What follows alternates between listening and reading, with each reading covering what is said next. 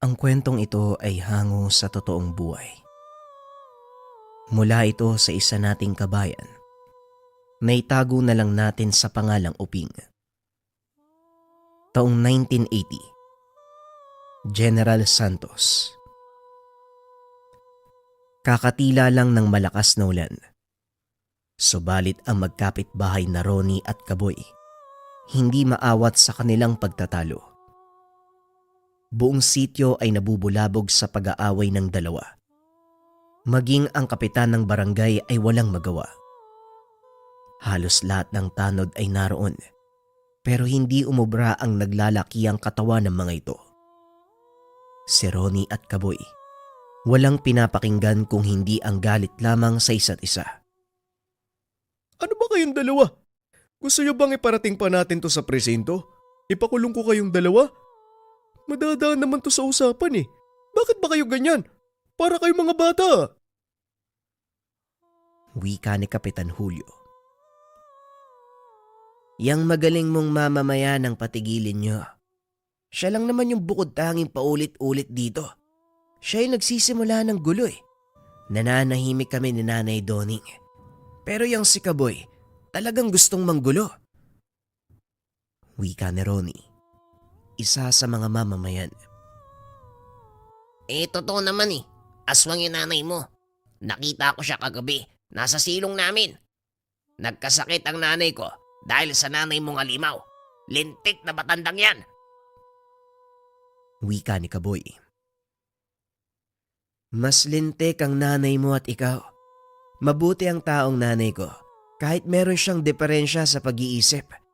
Kayo pa nga ang mas alimaw dahil sa pinagagawa nyo eh. Ano ba kayong dalawa, magsitigil lang nga kayo? Walang aswang dito. Ikaw ba, Kaboy? Ano bang sinasabi mo? Kapitan, mismong mga matakwan nakakita. Aswang yan si Duling. Nagkukunwari lang siyang baliw. Pero bang totoo, aswang talaga yan.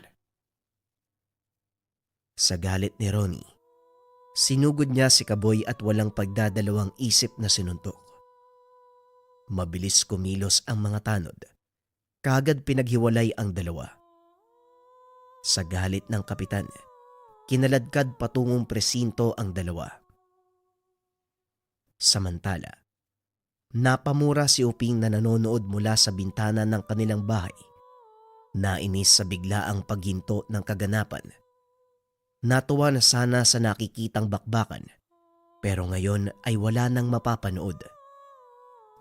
Sayang naman oh. Wala na tuloy tayong papanoorin. Astig na sana ng galawan ni Ronnie. Eto talagang si Kapitan kahit kailan panira. Sana inayaan niya muna mag-away yung dalawa para kahit papano makapaglabas ng init ng katawan. Wika ni Uping. O ikaw, Bing. Ginagawa mo ng katatawanan ng mga kaguluhan sa lugar natin ha. Nakita mo kung gaano kaseryoso ang nangyayari. Ginagawa mo pang katuwaan. Wala ka ba talagang magawa sa buhay mo? Wika ng kapatid na si Ipong. Isa pa to eh. Parang si Kapitan oh. Basag trip. Bulong ni Uping. Kaso nga lang narinig ito ni Ipong, kung kaya't nakatanggap ng kaltok mula sa nakakatandang kapatid. Ikaw, umayos ka. Puntahan mo na nga lang si tatay sa bundok. Kaninang umaga ka pa inutusan na tumulong sa pag-uuling. Pero chismis ang inuuna mo. Kalalaki mong tao, ganyan ang gawain mo. Ay nako, palibasa kasi. Wala kang pakialam sa nangyayari sa paligid eh. Hindi na talaga ako magtataka kung mamaya puro katanong dahil nauhuli ka na sa mga kaganapan. Diyan ka na nga. Sige na, umalis ka na. Ang tanda-tanda mo na, umaasta ka pang bata. Bilisan mo na't pumunta ng kabundukan. Paniguradong pauwi na si tatay sa mga oras na to. Sobrang bagal mong kumilos. Wika ni Ipong sa papalayong kapatid. Mas lalo pang nainis nang humarap to sa kanya at ng asar. Dali-dali naman siyang dumampot ng bato pero hindi na naabutan. Si Ipong at Uping, parehong 25 anyos. Sa murang edad na 15 ay maagang nahubog sa lihim na karunungan dahil ang dalawang lolo, Mga ama ng kanilang mga magulang ay mga antingero. Noong nasa pangangalaga pa lamang sila ng mga ito, walang ibang itinuro kung hindi paanong puksain ang mga nilalang na may masamang balak sa tao, lalong-lalo na ang aswang. 2 beses na ring naisama sa panunugis ang magkakapatid. Pero nang malaman ng kanilang mga magulang, hindi na sila pinayagan. Pinauwi at inilayo sa mga lolo. Labag sa kalooban nila Ipong at Uping ang nangyari dahil napamahal na sa ginagawa at gustong mahubog ang kaalaman sa lihim na karunungan. Subalit hindi rin nila kayang suwayin ang mga magulang. Napilitan na lamang sila. Nagpakabuti bilang mga anak. Pero dahil likas na maloko si Uping, palagi silang nasisermonan ng ama. Tignan mo nga naman ang batang ito, oo. Mag-aalas 5 na. Kaninang umaga pa kita inutosang pumunta rito. Tapos na ako sa pag-uuling eh. Ano pa ba ginawa mo sa bahay? Ang tagal mong pumunta dito. Ay pasensya na ho tay, nakatulog lang ho ako. Bakit ba kasi ako yung inuutusan nyo? Alam nyo naman na tamad ako, di ba? Hoy, wag mo kong ginaganyang bata ka ha. Mabuti pa Sipong, marami nang nagawa. Nakapaglaba, nakakuha ng panggatong, nakapunta sa palengke. Ikaw anong nasimulan mo? Ang laki-laki ng katawan mo, Uping. Gamitin mo naman para mapakinabangan. Eto, buhatin mo yung 2 sako. Ihatid kay Mang Teroso. Ayusin mo ha, bayad na yan. Naku naman tay, napakabigat tapos ang layo. Dapat may suhol din ako eh. Ay nako, konsumisyon talaga kahit kailan. Saan ka ba nagmana? Hindi kikilos kapag walang suhol. Bilisan mo ng paghatid ha. Sa bahay tayo mag-usap, dalian mo. Kapag ikaw naabutan ng 7:00, malilintikan ka sa akin. Oo tay, 2 sako lang naman to eh. Kayang-kaya ko to kahit kalahating oras lang. Basta yung suhol ko tay ha, huwag mong kakalimutan. Wika ni Uping. Pero hindi na ito pinansin ng ama. Napangiti na lang din siya nang makita ang nakapastol na kalabaw ni Mang Densyo sa unahan. Kinuha niya ito. Itinali ang balsa at kinarga ang 2 sako ng uling. Oh, wala yung may-ari sa'yo ha. Sa'yo na lang ako magpapaalam. Hiramin muna kita kalabaw ha. Sosoli naman kita mamaya eh. Ikaw na rin yung magsabi sa amo mo na hiniram kita ha. Sandali lang naman eh. Tara! Pinalo niya ang puwet ng kalabaw gamit ang lubid. Lumakad na ang hayop. Binagtas ang daan patungo sa bahay ni Mang Teroso. Pagdating niya sa tahanan ng matanda, kaagad niyang binagsak sa lupa ang 2 sako. Inantay ang paglapit nito. May kausap pa kasi. Maglalako ng prutas. Habang tinitignan niya ang lalaki, napakunot na lamang ang kanyang noo nang maramdaman ang pag-init ng dibdib. Nang kapain, hindi na maiwasang pagdudahan ang katauhan ng manlalako. Pero bago niya makumpronta, nakalapit na si Mang Teroso at nakalayo na ito. Anong problema mo, Uping? Tingin ka ng tingin dun sa manlalako ah.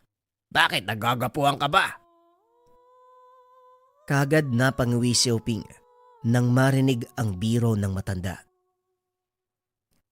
Maayos pa ang mga mata nyo pero ang labo pagdating sa pagpuna. Ang pangit kaya ng manlalako na yun. Tapos sasabihan nyo ng gwapo. Kulang yata kayo sa tulog manong eh. Pahinga din kayo. Eto naman kung makapagsalita, akala mo kung sinong mas nakakatanda. Ikaw kahit kailan, palagi mong nakakalimutang dali ng kabutihang asal. Yan na ba yung mga uling ko? Pakipasok na lang sa kusina. Hindi ko na mabubuhat yan. Wala akong problema basta may bayad. Ang bigat niyan tapos 2 sako pa. Abat! O siya, dalian mo na. Ako ang negosyante rito pero mukhang sa'yo pa ako malulugi ah. May bayad na sa tatay mo, tapos iba din yung bayad sa'yo. Abotenga ang ngiti ni Uping. Matapos makatanggap ng 10 pisong pera, kagad niyang ipinasok sa kusina ang 2 sako ng uling, pero natigilan siya ng may maamoy. Tinignan niya ang buong paligid. Maliban sa mga kagamitan sa kusina, wala namang kahinahinala. Kaso nga lang merong matinding pag-alingasaw. Kilala niya ang ganitong amoy, kung kaya't sinamantala ang pagkakataon habang walang nakatingin. Isa-isa niyang sinuri ang mga gamit. Pero laking gulat nang may kumalabit sa kanya. Kamuntikan pa niyang mahampas ng kawali ang taong iyon. Ano ba? Nakakagulat ka naman. Magsalita ka habang nasa malayo. Hindi yung sobrang tahimik tapos lalapit ka bigla. Mangangalabit ka pa. Mapapalo kita niyan eh. Sino ka ba iyo? Ngayon pa lang kita nakita sa bahay ko. Teka, ngayon lang din kita nakita eh. Nagreklamo ba ako at isa pa? Tinitigang mabuti ni Uping ang babae mula ulo hanggang paa. Nakatitig lang ito sa kanya habang inaantay ang muli niyang pagsasalita. At isa pa, sino ka ba para sabihing pamamahay ko? Kabit ka ba ni Mang Teroso? Yung galing daw ng Maynila, ikaw ba yun? Kung ikaw nga, peke pa lang balita. Sabi nila, maganda daw yung mukha eh. Eh mukha ka namang... Ewan, mas mabuti nga umalis na lang ako dito. Magagabi na, paalam na ho. Wika ni Uping. Nagmamadali na itong umalis. Bago siya makalayo ng tahanan, muli niyang nilingon ang bahagi ng kusina. Napailing na lamang sa nalaman. Pagdating niya ng bahay, nakaabang na si Ipong sa kanya. Ang galing mo talaga. Sinong nagsabi sa'yo na kunin mo yung kalabaw ni Mang Densyo? Alam mo bang natataranta yung matanda kakahanap sa alaga niya? Nakarating na yata sa kabilang barangay yun eh. Pero wisyo ka talaga. Oh, bakit galit na galit ka? Hiniram ko lang naman ah. At sakay sinoli ko naman ah. Naitali ko na nga pabalik dun oh. Kung itali ko yung leg mo. Hoy Uping, umayos ka. Pati si tatay, hindi na alam kung paano ka didisiplinahin. Kayo lang naman kasi yung grabe ko magbigay ng reaksyon eh. Sa susunod na kayo magalit kapag pinatay ko yung kalabaw. Hindi naman eh, hiniram ko lang eh. Pumasok ka sa bahay dahil ikaw ang kakatayin ni tatay. Inutusan ka rin na kunin mo yung panabong pero hindi mo ginawa. Saan natin nahanapin yun? Gabi na. Hindi na pinakinggan ni Uping ang salita ng kapatid. Salip, sinabi niya ang naranasan kanina. Hindi ba usap-usapan na may kabit si Mang Teroso na galing Maynila? Nakarap ko yung babae kanina eh. Hindi ako pwedeng magkamali. Aswang yun. Halata naman eh. Naamoy ko yung alingasaw. Ang tindi. Ang sakit sa ilong. Napatigil si Ipong. Nagdadalawang isip kung papaniwalaan ba ang kapatid. Dahil palagi itong mabiro, nahihirapan na siyang maniwala. Subalit hindi rin maitatanggi ang husay nito sa pagtukoy sa tao kung may lahi bang aswang. Uping, naririnig mo ba ang sarili mo? Hindi pwedeng gawing biro yung ganitong bagay ah. Nakita mo naman si Kaboy kanina. Pinaginala ang aswang si Aling Duning. Tingnan mo ang sinapit. Dinala sa presinto. Ikaw, kung hindi ka sigurado, huwag mo nang sabihin. Paano kung sigurado ako? Maniniwala ka ba? Tutulungan mo ba akong mapalaya sa lugar natin ng halimaw na yon bago pa makapambiktima? Masyado ka nang nilamon ng tinuro nila lolo sa atin. Baka nakakalimutan mo. Pinatigil na tayo ni tatay at nanay sa gawaing yan. Sa oras na malaman nila na nagkaroon ka uli ng interes, siguradong malalagot ka. Sabihin mo nga Ipong, naduduwag ka ba? Hindi dahil sinabi ni nanay at tatay, hindi na natin pwedeng gawin. Baka nakakalimutan mo yung sinabi nila lolo sa atin. Ngayong may alam na tayo sa lihim na karunungan, wala nang dahilan upang isawalang bahalang mga kasamaan ng mga nilalang na yan. Buhay nating mga tao yung nasa peligro eh. Kuya, pag-isipan mo. Diyan ka magaling eh. Lalabas lang ang pagiging magalang mo kapag meron kang gustong gawin. Uping, sa susunod mo na isipin yan kapag meron ka ng matibay na ebidensya na aswang nga ang kabit ni Mang Teroso. Kilala mo rin ang manong na yon, dating kriminal. Hindi siya magdadalawang isip na kalabitin ang gatilyo dyan sa ulo mo kapag nagkalat ka ng balita laban sa kalaguyo niya nang walang katotohanan. Pag-isipan mo rin yan. Wika ni Ipong bago iwanan ang kapatid. Nagbuntong hininga na lamang si Uping. Nang sumapit na ang oras ng kanilang hapunan, nanibago si Tatay Pancho dahil tahimik ang dalawang anak. Nasanay na siya na kahit sapag ay nagbabangayan, pero ngayon daig pa ang sementeryo sa sobrang tahimik. Palipat-lipat ang tingin niya sa dalawa. Napansing wala talagang balak na magsalita kahit isa sa kanila. Pinukbok niya ang kutsara sa tasa. Lumikha ito ng ingay. Napatingin sa kanya ang mga anak. Anong pumasok sa isipan niyong dalawa, ha? Bakit sobrang tahimik niyo? Huwag niyo sabihin na may binabalak kayong dalawa. Anong kalokohan na naman ang plano niyo? Wika ni Tatay Poncho.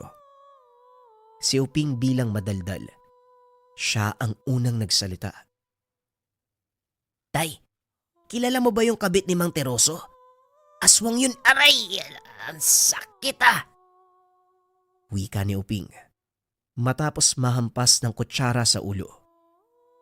Kaya palang tahimik mo dahil yan ang iniisip mo. Uping, tigilan mo yan. Ikaw naman, Ipong, anong dahilan ng pananahimik mo? Huwag mo sabihin pareho kayo ng iniisip. Pagbubuling ko kayong dalawa. Ay, hindi ho, tay. Ako, masakit lang ho yung ipin ko. Si Uping na lang po ang bulin nyo. Puro kalokohan yung nasa isip niyan eh. Aray ko, sakit talaga ng ipin ko. Oh. Tapos na akong kumain. Magpapahinga na ako. Maaga pa akong pupunta ng kabundukan. Umayos kayong dalawa. Ayoko makarinig ng ingay mula sa inyo kahit ngayong gabi. 25 na kayo. Kaya umakto kayo ng naaayon sa edad. Minsan naiisip ko, kulang yata kayo sa buwan nung pinanganak kayo eh. Lalong-lalo ka na, Uping. Tatay naman, matutulog na lang. Ang dami pang sinasabi. Sige na ho, magpahinga na po kayo. Wika ni Uping. Hindi na siya pinansin pa ng tatay. Naiwan ang dalawang magkapatid sa kusina. Nagsimula na ang kanilang bangayan. Huwag mo nang ipilit pa ang gusto mo, Uping. Wala kang batayan kaya manahimik ka na lang. Paano kung ayoko? Ipong, alam mo kung anong klase ang natutunan natin kina Lolo. Sa tingin mo ba, magkakamali ako ng hinala sa babaeng yun? Imposible. Imposibleng hindi rin ako nakinig sa mga itinuro ni Lolo. Ikaw mismo mag-isip. Delikado dahil hindi lamang aswang ang makakalaban mo. Maging ang dating kriminal na si Mang Teroso. Sa tingin mo hahayaan ka niya sa binabalak mo? Matunugan niya lang yan. Siguradong may baril na nakatutok sa ulo mo.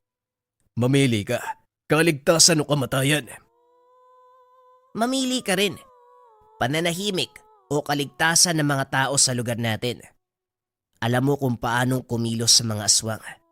Mas animal pa kung ikukumpara sa kriminal. Si Mang Teroso pwede nating kumbinsin eh. Ang kabit niya ay pwede nating patayin. Iligpit sa tahimik na paraan para hindi siya matunugan. Yung walang makakaalam. Ano? Kahit ano pang sabihin mo, Uping, mas makikinig ako kay tatay. Tama na. Alam mo kung anong nangyari kay nanay, hindi ba? Kaya nga ito nga ang punto ko eh. Kung tutugisin natin ang kabit ni Mang Teroso, magsusunod-sunod na yan. Malalaman natin kung sino pa ang aswang sa lugar na to. Maging yung animal na pumatay kay nanay. Hanggang ngayon, hindi pa rin natin alam kung sino yung nilalang na yon. Kumilos na tayo para... Talaga bang hindi kayo titigil? Anong sabi ko? Huwag niyong pairalin yang pinagmamalaki niyong natutunan mula sa lolo niyo. Nawalan na ako ng asawa. Ayokong mawalan ng anak. Makinig naman kayo sa akin. Akin na yan! Wika ni Tatay Poncio. Buhat ng galit. Nagulat ang dalawang magkapatid dahil akala nila ay tulog na ang ama. Hindi sila kumilos sa hinihingi nito. Ang tatay na mismo ang lumapit. Isa-isang kinuha ang mga tangan sa kanilang leeg. Tatay naman, amin na yan. Hindi mo pwedeng basta-basta kunin yan. Tatay, huminahon po kayo. Huwag nating paabutin sa ganito. Kayo ang nagmamatigas. Huwag niyo akong masisisi kung bakit ko ginawa to. Tama na ang isang pagkakamali kung bakit namin naisipan na iwanan kayo ng tatay niyo sa lolo niyo. Ito tuloy ang napala ko Konsumisyon dahil sa katigasan ng ulo niyo. Sa tingin niyo ba, mga bayani kayo na pwedeng humarap sa mga halimaw na yan? Huwag kayong ilusyonado. Pasok sa kwarto. Magsitulog kayo. Ang lalaki niyo na, pero kinakailangan pa rin kayong disiplinahin sa paraan ng mga bata. Pasok! Naunang pumasok ng kwarto si Ipong. Sa kanilang magkapatid ito palagi ang sumusunod. Samantala, palagi namang humahanap ng pagkakataon si Uping para humirit pa. Tatay Pancho, akin ang mutya. Sa amin yung binigay ni Lolo kaya may karapatan kami na pangalagaan yan. Sige ka, kapag yan uminit bigla, pati ikaw sasabog. Napayuko na lamang si Uping matapos makitang masamang nakatingin sa kanya ang ama. Tumigil na siya sa kadaldalan bago pa mapalo ng anumang bagay na madampot. Pagpasok niya sa kwarto, doon ipinagpatuloy ang hinaing. Eto talagang si tatay. Kahit kailan walang suporta sa atin Humahanap na nga tayo ng paraan para mabigyan ng hustisya ang pagkamatay ni nanay. Ganito pa ang gagawin sa atin. Ipong, ikaw ang mabait sa ating dalawa Baka kaya mong kumbinsin si tatay Hoy Ipong, ano ginagawa mo dyan? Mambuboso ko na naman sa kapitbahay natin? Natigilan sa pagsasalita si Uping nang makitang nakatingin sa kapitbahay si Ipong. Lumapit siya at nakiusyoso. Hindi ko alam na may pagkabastos ka rin pala. Nakakabigla ka. Wika ni Uping nang makita ang anak ng kapitbahay na naliligo sa labas. Kagad naman siyang binatukan ni Ipong. Mangmang, hindi si Maricar ang tinitignan ko. Yun sa bandang likuran niya, may nanonood sa kanya. Tinignan ni Uping ang tinuturong direksyon ng kapatid. Naroon ito sa hindi kalayuan. Ilang metro ang layo mula sa kinakatayuan ng naliligong kapitbahay. Nakatayo roon ang isang aswang. Anumang oras, aatake sa babaeng walang kamalay-malay. Tignan mo na. Sabi ko sa iyo Sigurado kong kabit namang tiroso. Manahimik ka. Mamaya may makarinig sa'yo Malaking gulo ang aabutin natin dyan sa bibig mong walang preno. Tinakpa ng mariin ni Ipong ang bibig ng kapatid. Nagwala naman ito at kinagat ang kanyang kamay. O sige, ano ngayon ang gagawin natin? May aswang Tutunga nga lang ba tayo? Halika na. Kinaladkad niya ang kapatid. Naging maingat din upang hindi matunugan ng ama ang gagawin. Kanya-kanya sila sa pagkuha ng itak at saka nagmamadaling lumabas. Dumaan sila sa bahagi kung saan mayayabong ang mga laman. Dahan-dahang lumapit sa kinalalagyan ng aswang. Pero bago pa man sila makarating, huminto ng pigilan ni Ipong ang naunang kapatid. Anong plano mo? Sa tingin mo ba may laban tayo sa aswang na yan? Wala yung mga tanga natin. Malalagay pa tayo sa peligro. Mag-isip ka nga. Ang tono ng pananalita mo, sinasabi mong duwag ka Tatapang ka lang ba kapag suot mo yung proteksyon mo? Ipong, dalawa tayo. Sigurado ko madadaig natin ang isang yan. Ay, tignan mo, nawala na. Ang dami mo kasing satsat eh. Halika na, hanapin natin, hindi pa nakakalayo yun. Wala nang nagawa si Ipong kung hindi sundan ang kapatid. Binaybay nila ang daan habang hinahanap ng paningin ng aswang. Nang walang makitang bakas, dumiretso sila sa bahay ni Aling Celia. Hindi na sila nakakatok. Bukas na ang pintuan. Pareho silang natigilan matapos makita ang nakahandusay na dalaga. Si Maricar na kanina ay naliligo lang sa likuran ng bahay. Ang leeg ay may bakas ng pagbaon ng mga kuko, kung saan patuloy na lumalabas ang dugo. Sugatan na rin ang tiyan na nagtamo ng maraming kalmot. Nang sundan nila ang yapak sa kawayang sahig patungo sa bintana, nagmamadali silang lumabas para sana habulin ang nilalang, subalit wala silang nakita. Wala na ang aswang.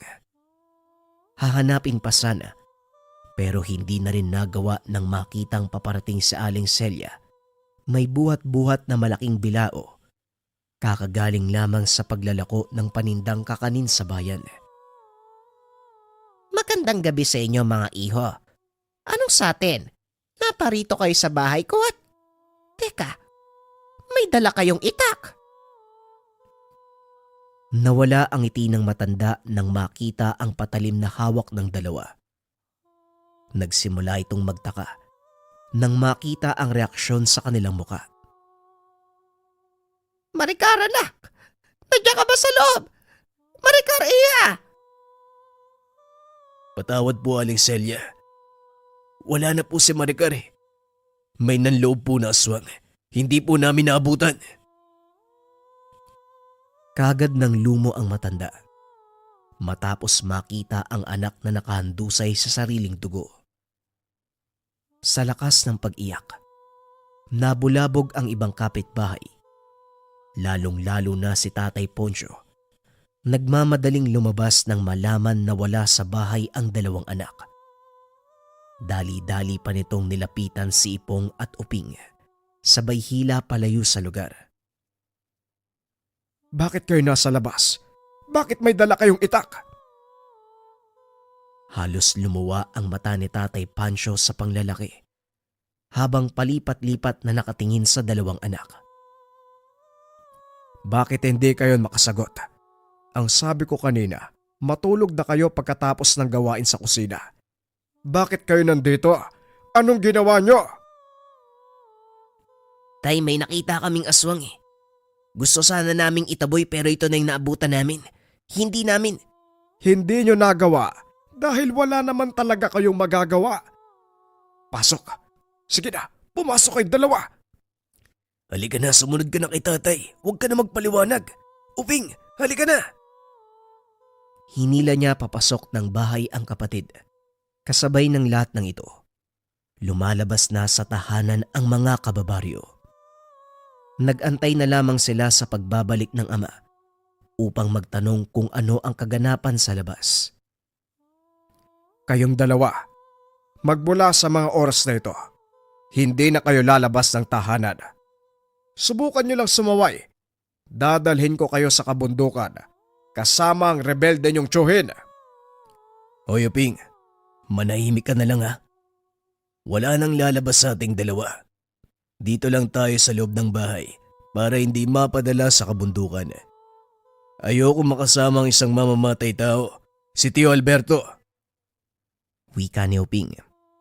Tinignan niya ang kapatid. Ngayon ay nakahiga na at nagkukunwaring tulog. Tatay, bakit naman po tayo mabot sa ganito? Ano bang nangyari sa labas? Mabuti naman at naitanong mo yan ni Pog. Ang nangyari sa labas, ito lang naman ang sinabi ni Aling Celia. Kapag hindi mahanap ang aswang na pumatay sa kanyang anak, kayong dalawang mananagot dahil kayo lang ang naabutan niya sa tahanan nila nung namatay ang dalaga. Nagulat si Ipong sa sinabi ng ama. Napabango naman si Uping. Teka lang tay, bakit naman kami yung masisisi? Wala naman kaming ginawang masama. Hindi kami ang pumatay kay Maricar. Yung aswang yun. aswang ang pumatay sa kanya. Sa tingin nyo ba may maniniwala sa inyo? Paanong hindi kayo paghihinalaan gayong may dala pa kayong itak? Ang mga kapitbahay na nakarinig, ganun din ang sinabi. Sa inyong dalawa mapupunta ang sisi. Halos pumutok na ang mga ugat sa leeg ni Tatay Pancho sa sobrang galit. Wala na siyang pakialam kung maririnig ng kapitbahay ang malalakas niyang boses. Hindi na nagsalita si Ipong at Uping dahil hindi na balak bang dagdagan ang galit ng ama.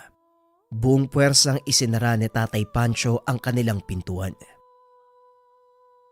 Hayaan muna natin si tatay, lalamig din yung ulo niyan. Saka na lang natin siya kausapin uli. Alam niya naman na wala tayong kasalanan. Hindi tayo masamang tao. Yung mga kapitbahay natin, kung ano-ano ang sinasabi nila, huwag ka matakot. Ako ang haharap, wala naman tayong ginawa eh. Gusto pa nga nating makatulong eh. Pwede ba, Uping? Tama na. Galit na si tatay. Pinagbintangan na tayo sa nangyari. Ano pa ba ang gusto mo? Kasalanan mo rin to eh. Kung sana hinayaan na lang natin, hindi sana tayo aabot sa ganito. Duwag ka talaga at makasarili. Hindi ka karapat dapat sa tangan mo eh. Dahil dyan sa pagkatao mong duwag at hugas kamay. Nagtiwala pa si Lolo sa'yo tapos ganyan ka. Tama nga siguro si tatay. Itigil mo na lang ang panunugis ng aswang at kalimutan ang natutunan mong lihim na karunungan. Muling humiga si Uping. Tumalikod sa kapatid dahil sa sobrang galit. Hindi niya rin maintindihan ng kapatid sa ipinapakitang kilos. Dati ito pa ang nangunguna na pumuksa ng aswang nung nasa pangalaga pa ng kanilang mga lolo. Samantala, napabuntong hininga si Ipong. Hindi niya gusto ang nabitawang mga salita dahil napamahal na sa gawaing itinuro ng mga lolo. Ngunit may takot sa kanyang puso magmula nung bumalik sa pangangalaga ng ama. Nasaksiyan niya ang pagkamatay ng ina sa kamay ng aswang. Wala siyang nagawa ng mga sandaling iyon, kaya naman sa kasalukuyan, ayaw niya nang madawit pa sa anumang pangyayari na may kinalaman sa mga nilalang. Ngunit nahihirapan siya dahil sa kapatid na gustong ituloy ang tungkulin. Urong-sulong ang desisyon kumpara sa dating tuwid na pamamaraan. Kinabukasan muli na namang nabulabog ang buong sityo nang manumbalik mula sa presinto si Ronnie at Kaboy. Nagkasundo matapos manatili ng ilang araw. Akala ng lahat magiging maayos na ang dalawa. Pero pag-uwi, muli na namang umarangkada ang kanilang pag-aaway. Hoy, nasa na yung nanay mong aswang? Siguradong nanay mo yung pumatay kay Maricar. Wala namang ibang aswang dito eh. Pwede ba, Kaboy? Nag-usap na tayo sa harapan ni Mayor na hindi na tayo mag-aaway pa tapos magsisimula ka na naman. Tigil-tigilan mo ang nanay ko ha. Naroon pa siya sa pasilidad. May diferensya ang kanyang utak. Hindi siya aswang. Nagbabaliw-baliwan ka mo. Hindi mo may pagkakaila, Ronnie. Alam mo rin na aswang ang nanay mo. Pero bakit pinagtatakpan pa ang isang halimaw? Balang araw, ikaw rin ang bibiktimahin niyan. Kaya ngayon pa lang, dapat i-dispatcha mo na. Sira ulong to ha. Wag na wag mong pagsasalita ng ganyan ng nanay ko. Sinugod niya ng suntok si Kaboy. Lumapit ang mga tanod na naghatid sa kanila. Pinaghiwalay. Parehong ginawaran ng hampas ng batuta. Mga animal na to, kakawi lang mag-aaway kaagad. Malinaw na pagkasunduan nyo sa presita. Tapos magiging ganito lang pala. Baka gusto nyong ibalik ko kay Don. Natahimik ang dalawa. Patuloy naman sa pagsisermo ng tanod. Nang tumagal, pinapasok na sila sa kanika nilang mga bahay. Natigil ang away sa labas. Nagsimula naman sa loob ng tahanan nila Ipong at Uping. Ipong, paano kung tama si Kaboy? Baka talagang aswang ang ina ni Ronnie. Ang sabi may diferensya sa utak, hindi ba? Baka Buro kang aswang. Kunwari baliw, pero halimaw talaga. Yang ka na naman sa ganyan mo eh. Talaga bang wala kang balak na sundin si Tatay Pancho? Pakiusap, tumigil ka na. Kung gusto mong manahimik, ikaw na lang. Basta ako hindi ako papayag na wala akong gagawin. Paninindigan ko ang binitawang salita kina lolo. Ano man ang mangyari, hindi ako mananahimik na lang. Tumayo si Uping at nagtungo sa kwarto ng ama. Kagad siyang nagalungkat sa mga gamit. Sumunod naman si Ipong at pinigilan ang kapatid. Anong ginagawa mo? Pati ba naman yung mga gamit ni tatay? Gagalawin mo na. Talagang hindi ka marunong makinig.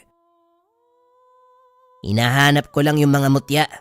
Kukunin ko yon dahil kailangan ko sa panunugis. At sinong manunugis? Walang lalabas ng bahay na to. Naintindihan mo ba? Yan ang malinaw na babala ni tatay. Kung duwag ka, dito ka lang sa bahay. Diyan ka naman magaling eh. Maging sunod-sunuran. Ipong, alam mo sa sarili mo, natawag ng tungkulin ng kaganapan ngayon. Pero ano, mananahimik ka lang. Parang sinasabi mo na binaliwala mo ang lahat ng mga tinuro sa ni Lolo.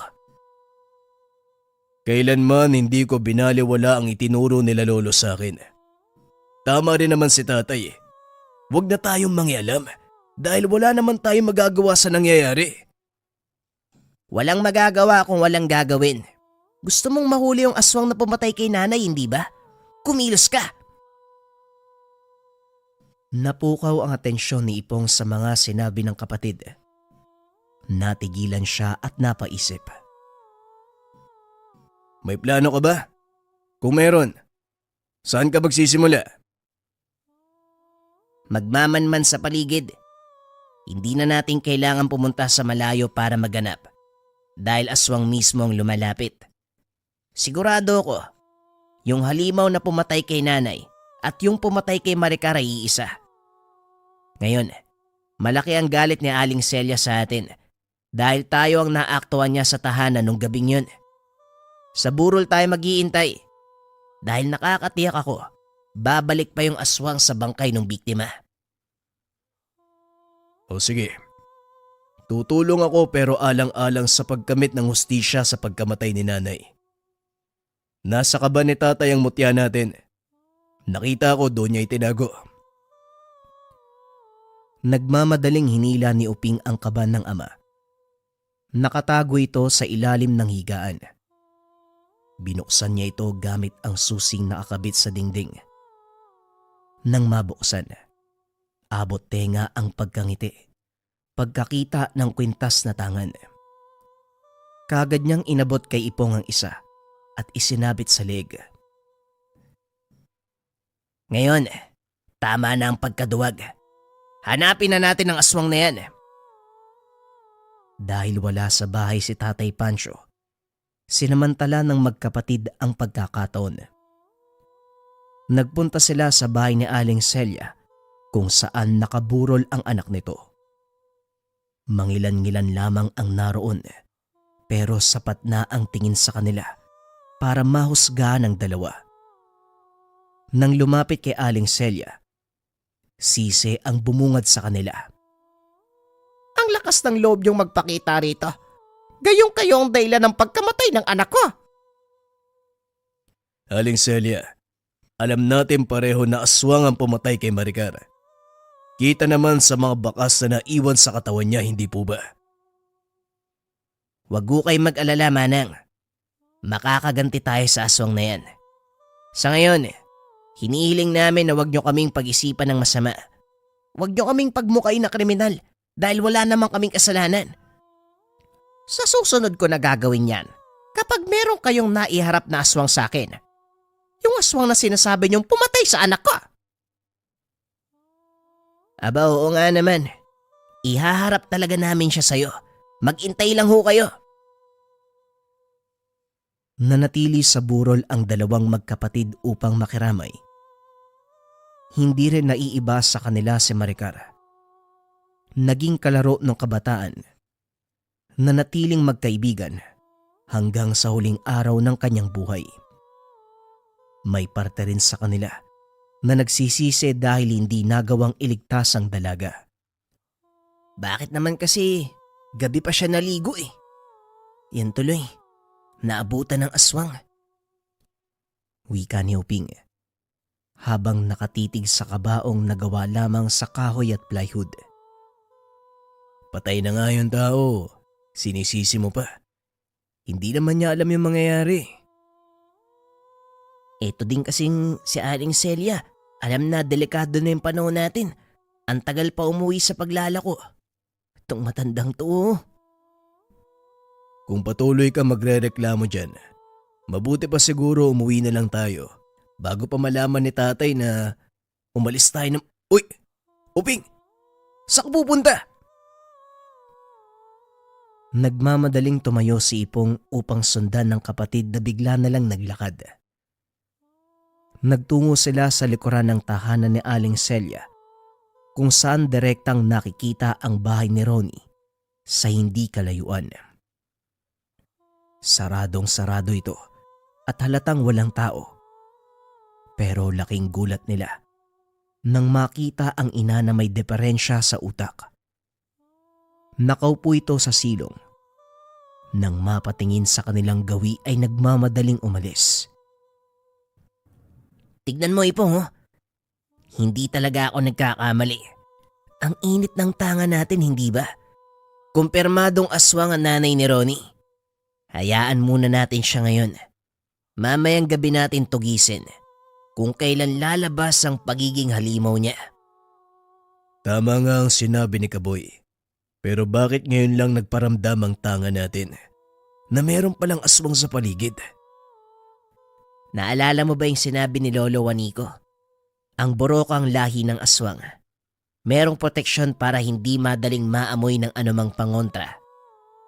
Ngayon, mukhang nakalimutan siguro ang proteksyon kaya natunugan ang mutya natin. Hayaan mo siyang matarantang tumakbo. Siguradong sa palad din natin babagsak ang isang yan mamayang gabi. Wika ni Uping habang nakatitig sa matanda. Natatarantang lumalayo habang nakatingin sa kanila. O sige, ayoko rin namang tumugis ng aswang na nasa anyong tao pa. Mas mabuti na yung nasa halimaw para sigurado. Umuwi na muna tayo dahil mamaya darating na si tatay. Itago mo ng mabuti ang tangan kung ayaw mong makuha niya uli. Umuwi ang dalawa sa kanilang tahanan. Saktong pagpasok nila, dumating si Tatay Pancho. Upang hindi mahalata, kagad nilang ginawa ang mga gawaing bahay. Pagsapit ng gabi, dumarami ang taong nakikiramay sa bahay ni Aling Celia. Gusto sana nilang pumunta, pero dahil kay Tatay Pancho hindi sila nakalabas. Ako ang makikiramay doon. Mainit ang ulo ni Aling Celia sa inyo. Maging ang mga kapitbahay na nakarinig ng usapan na kayo ang naabutan sa bahay nung gabing namatay si Maricara. Ako na ang gumawa ng paraan para malinis sa mga pangalan nyo. May uling sa likod. Yun na lamang ang pagkaabalahan nyo. Isilid nyo sa plastik. Tagi-1 kilo bawat isa. Sige na, ayusin nyo.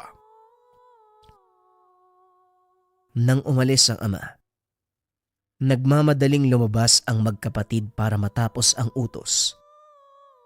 Hindi naman nagtagal. Nangalahati na sila sa gawain dahil iilang sako lang naman ang uling. Sa kalagitnaan nito, natigilan si Ipong matapos maaninag ang isang anino. Naroon nito sa hindi kalayuan. Pabalik-balik ng lakad na parabang nagdadalawang isip sa binabalak. Nang mapansin ni Uping ang kanyang tinitignan, dito na sila kumilos. Pustahan, nanay yan ni Ronnie. Ano nga uli ang pangalan ng halimaw na yan? Ronaida yata, ewan ko, hindi ko alam. Paano mo nasabing siya yan? Galawan pa lang Tignan mo, Tumayo ka na dyan bago pa makatakas ang hayop na yan. Sabay silang dumampot ng patalim. Tumingin muna sa paligid bago lumakad. Siniguradong hindi makikita lalo na ng kanilang ama. Pagdating sa unahan, sa banda kung saan nila nakita ang nanay ni Ronnie, plinanong maigi ang gagawin. Ako ang unang lalapit. Maging alisto ka, Ipong. Dahil kung sakaling atakihin niya ako, kumilos ka kagad. Wala na tayong dapat sayangin na oras. Ito na ang katapusan para sa isang yan. Matapos magsalita ni Uping, dahan-dahan siyang lumapit sa kinalalagyan ng aswang. Nasaan yung tao pa ito? Panay ang tingin sa tahanan ni Aling Celia. Nakatalikod, kung kaya't pumabor kay Uping ang pagkakataon. Tinutok niya ang talim sa leeg ng matanda. Nagulat naman ito at nagsimulang manginig. Ang galing mo talagang umarte, no? Oy Manang, tama nga si Kaboy. Nagbabaliw-baliwan lang kayo pero pasensya na lang tayo. Wala ka nang kawala sa amin ngayon. Matapos mong mangbiktima ng kasitsyo natin, may gana ka pang magpakita. At saka, anong proteksyon ang meron ka? Bakit hindi namin kaagad naramdaman ng kapatid ko na aswang ka? Sumagot ka! Idiniin ni Uping ang itak. Napatuwid naman ng tayo ang matanda. Nang mapansin ni Ipong na dumudugo na ang leg nito, dali-dali siyang lumapit at inawat ang kapatid. Kumalma ka, Uping. Huwag kang magmadali. Hindi na yan makakawala sa atin. Talagang hindi na. Papatayin ko na to eh. Tatagain sana ni Uping ang matanda. Kaso nga lang humarang si Ipong. Nagulat siya sa ginawa ng kapatid. Kamuntikan niya itong mataga. Ano ba, Ipong? Umalis ka nga dyan. Huwag mo sabihing naaawa ka sa aswang na yan. Uping, hindi siya ang aswang dito. Pakiramdaman mong mabuti ang tangan. Hindi si Aling Ronaida ang kalaban. Kung hindi ang isang yun. Itinuro ni Ipong ang kabila kung saan may nakita pang isang anino. Malakas ang turo ng tangan nila sa bahaging iyon. Habang tinititigang mabuti, naging malinaw sa kanila na isa itong aswang. Teka, paano hindi yung matandang to yung aswang? Kung ganun, sino ang isang yan? Hindi natin malalaman kung nandito lang tayo. Puntahan natin! Kayong dalawa, saan kayo pupunta? Ang sabi ko sa inyo, pumunta kayo sa likuran at asikasuhin ng uling. Hindi yung kung ano-ano ang inaatupag nyo. Sige na, magsiuwi kayo! Tapos na po namin yung uling, tay. Ngayon hayaan nyo kaming umalis dahil may tutugising kaming aswang. At talagang susuway na naman kayong dalawa. Ganun ba? Ang tono ng pananalita ni Tatay Pancho ang pumigil sa dalawa. Kapag ganung tono na ang ginamit ng kanilang ama, alam na nila ang susunod na mangyayari. Ipapadala sila sa kabundukan, mamumuhay kasama ang tiyuwing rebelde. Dahil parehong hindi gusto, sumunod sila sa sinabi ng ama. Hindi na rin nila makita ang aswang sa kabila. Marahil nakalis na ito matapos malingat ang usapan. Pagkauwi ng tahanan, hindi mapakali ang magkapatid. Nalito sila dahil napatunayang hindi aswang si Aling Ronaida, ang ina ni Ronnie. Tignan mo nga naman. Kamunti ka na tayong makapatay ng inosenteng tao. Totoo palang baliw si Aling Ronaida. Napagkamalan pa natin. Nagtungo sa bahay ni Ronnie ang mga tagapagbantay ng ina. Kukunin na muli ang nanay upang ibalik sa pasilidad. Naintindihan din nila kung bakit gano'n na lamang ang pagsabi ni Kaboy na aswang ito. Dahil sa gabi lumalabas ang nanay. Pumapasok sa mga kabahayan kapag may nakikitang nakabukas sa pintuan. Naaktuhan kasing napadaan ito nung araw na sinalakay ng aswang ang pamilya ni Kaboy. kung kaya't siya ang napag-initan. Dire-diretso ka kasi. Muntik na tuloy tayo magkasala. E ano nang plano ngayon? Tutugisin mo pa rin ba yung nakita nating aswang? Bakit naman hindi? Sigurado ako, nandito lang sa lugar natin yung aswang na yun. Teka, huwag nating kalimutan yung kabit ni Mang Teroso. Sinabi ko sa'yo na aswang siya, hindi ba? Muntik na nating makalimutan yun ah. Diyan ka na naman eh. Kung sino-sino ang ituturo mo, tapos mamaya mali pala. Hindi huli na to. Kapag nagkamali pa tayo, titigil na ako kaya halika na. Alamin natin. Dahil sa pangungulit ni Uping, muli silang lumabas.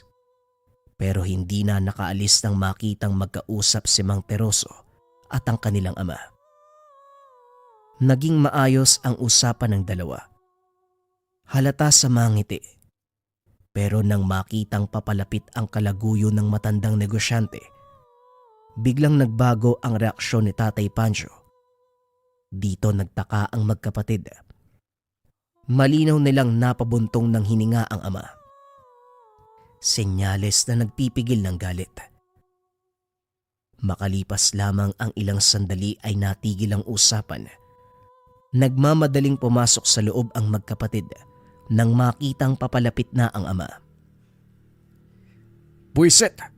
Sa dinami-dami ng pwede niyang makilala, talagang yung babae pa na yun. Hindi na sila nagtanong. Kilala na ang tinutukoy nito. Si Mang Teroso na naging matalik na kaibigan ng ama. Bakit po ba, Tay? Ano po bang meron sa babaeng kasama ni Mang Teroso? Napatingin si Tatay Pancho sa mga anak. Hindi makasagot. Nangingibabaw ang paninikip ng dibdib buhat sa pag-alala ng nakaraan. Wala. Huwag yun ang pansinin pa. Marami lang pumapasok sa isip ko kaya ganito. Magsitulog na kayo, gabi na. Siya ho ba yung aswang na pumatay kay Nanay, Tay? Habang tumatagal napapagtanto ko eh. Parang magkawangis yung dalawang yun.